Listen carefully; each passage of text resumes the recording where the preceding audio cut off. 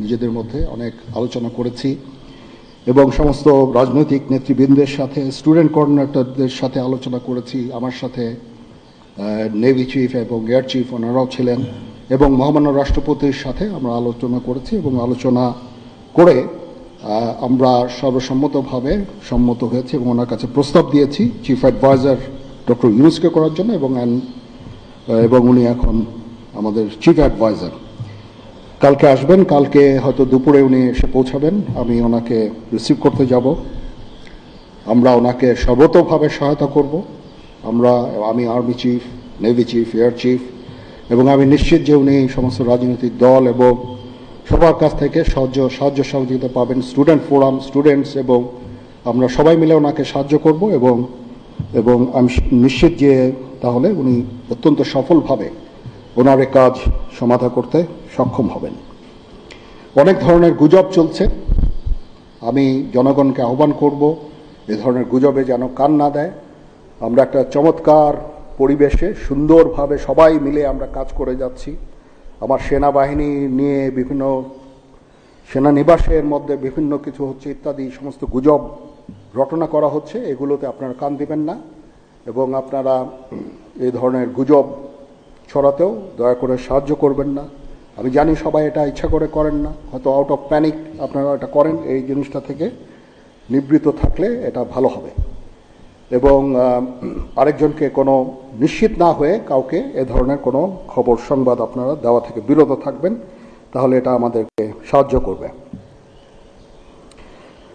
পুলিশের পুনর্গঠনের কাজ চলছে, এখন পুলিশ প্রধান একজন নিয়োগ দেওয়া হয়েছে। আমি নিশ্চিত যে পুলিশের মনোবল আবার ফেরত আসবে এবং পুলিশ একটা প্রফেশনাল ফোর্স হিসাবে ভালোভাবে তাদের দায়িত্ব পালন করতে সক্ষম হবে।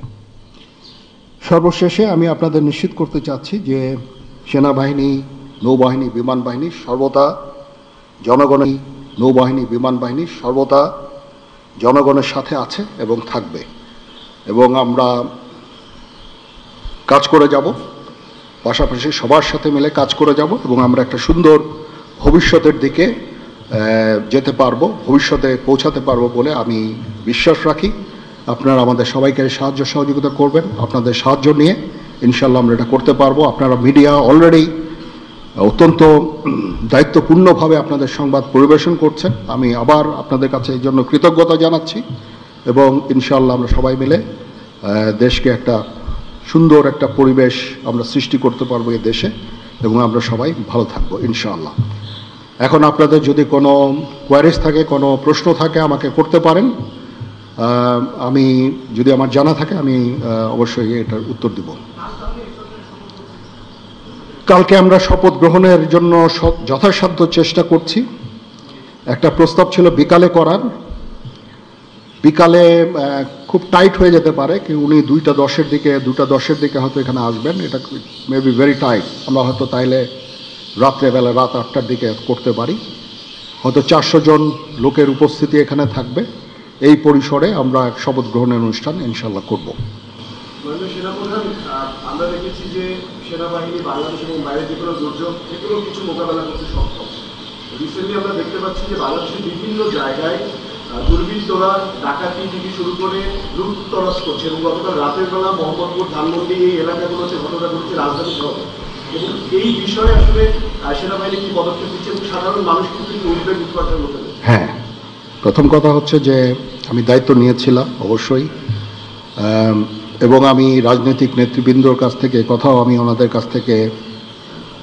ওনাদেরকে আমি বলেছিলাম যে আপনারা আমাকে সাহায্য করেন, যে মুহূর্তে এই ট্রানজিশনটা হবে এ ধরনের সমস্যার সৃষ্টি হতে পারে এবং ওনারাও আমাকে বলেছিলেন যে ওনাদের যতদূর সম্ভব সাহায্য করবেন। তারপরেও কিছু কিছু ঘটনা ঘটেছে, এটা ঘটার পিছনে তো কিছু কারণও আছে এবং আমরা ইনিশিয়ালি হয়তো কিছু এরকম ঘটনা ঘটেছে, বাট তারপরে এখন পরিস্থিতি কিন্তু অনেক শান্ত হয়ে আসছে। আমরা আমাদের যত স্ট্রেংথ আছে, পুলিশ কিন্তু নন এক্সিস্টিং, পুলিশ কোনো ডিউটিতে নাই। পুলিশের একটা বড় ফোর্স, এটার যে ভয়েড যেটা সৃষ্টি হয়েছে, এই ভয়েডটা সেনাবাহিনীর স্ট্রেংথ দিয়ে এটা পুরা করা সম্ভব না। আর তারপরেও আমরা যথাসাধ্য চেষ্টা করে যাচ্ছি এবং হাজার হাজার লোককে আমরা কিন্তু এই সমস্ত সমস্যা থেকে আমরা উদ্ধার করেছি। বহু পুলিশ, আমার জানা মতে বহু পুলিশ, অনেক থানা, তারপরে সরকারি কর্মকর্তা কর্মচারীদের রেস্কিউ করা, এই সমস্ত কাজগুলো আমরা করেছি। আমরা সমস্ত ইম্পর্টেন্ট জায়গা যেমন বিমানবন্দর, ডিপ্লোম্যাটিক এরিয়া, সেক্রেটারিয়েট, জাজেসদের অ্যাকোমোডেশন, তারপরে সেক্রেটারিদের অ্যাকোমোডেশন, এই সমস্ত গুরুত্বপূর্ণ জায়গাগুলিও আমরা প্রোটেক্ট করছি এবং বিভিন্ন জায়গায় পেট্রোলিং করা হচ্ছে। তারপরেও একটা ইনিশিয়ালি দু একদিন এটা হয়েছে, সেই জন্য আমি অত্যন্ত দুঃখিত এবং বিব্রত।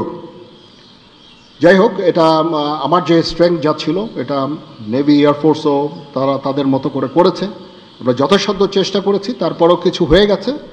এটা আমার জাস্ট সিম্পলি আমাদের এনাফ স্ট্রেংথ ছিল না। বাট আমি নিশ্চিত যখন পুলিশ পুনর্গঠন হয়ে যাবে, তারা যখন আবার কাজে নেমে যাবে, তখন এই ভয়েডটা খুব সহজেই আমরা পূরণ করতে পারবো। পুলিশের একটা বিরাট সংখ্যক ফোর্স, পুলিশ ইজ একটা বড় ফোর্স। তো এই ফোর্স যদি নিষ্ক্রিয় হয়ে যায়, সেটার ভয়েড পূরণ করা সেনাবাহিনী, বিমান বাহিনী, নৌবাহিনী সবার পক্ষে সম্ভব না। আমরা এটার জন্য ডিজাইনডও না। যাই হোক, আমি নিশ্চিত যে খুব শীঘ্রই তারা পুনর্গঠিত হবে এবং এই সমস্ত ভ্যান্ডালিজম এগুলোকে প্রতিহত করতে সমর্থ হবে। বাট আমি এটুকু আপনাদের বলছি যে যারা এই সমস্ত কাজে জড়িয়েছে তাদেরকে আমরা আইনের আওতায় আনার সর্বোচ্চ চেষ্টা আমরা করব।